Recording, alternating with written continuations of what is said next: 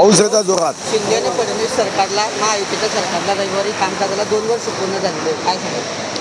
नाही, निश्चितपणे हा जनतेच्या दृष्टीने सुदैवाचा क्षण आहे.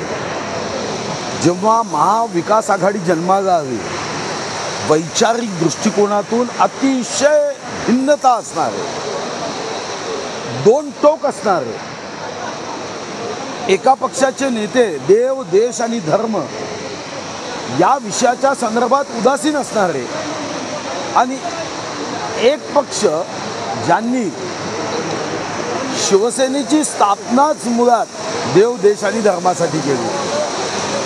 हे दोन भिन्न पक्ष, दोन भिन्न वैचारिक लोक जनादेशाचा अवमान करत 2019 मध्ये 28 नोव्हेंबर रोजी एकत्र आले.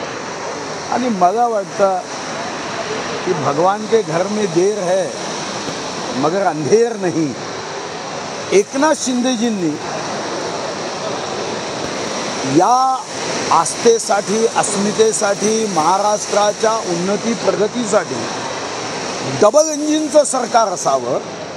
केंद्रात माननीय मोदीजींचं सरकार वेगाने प्रगती करत असताना राज्यात मात्र मुख्यमंत्री उद्धवजी त्या बॉम्बे टू गोवा मधला जसा तो डायलॉग आहे बाबा पकोडा, तसा एकच डायलॉग, GST दिला नाही, हे दिलं नाही, आणि प्रश्न सोडवण्यापेक्षा फक्त केंद्रावर नावबोट ठेवणं हा कारभार होता.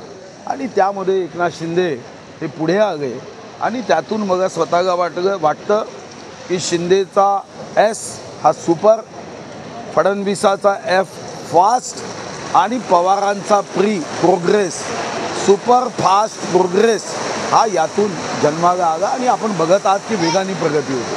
नार्वेकरांनी हे सरकारचे इथे वाचवलं अशी टीका संजय राऊतांनी केलेली आहे. 2 वर्ष पूर्ण झाला. नाही, तुम्ही त्यांच्या टीकेला गंभीरपणे घेता का? पहिले तुम्ही तुमच्या मनाला प्रश्न घ्या. असं कोणी कोणाला वाचवू शकतं का? आणि असं असतं तर सुप्रीम कोर्टाने आत्तापर्यंत यावर निर्णय केला असता.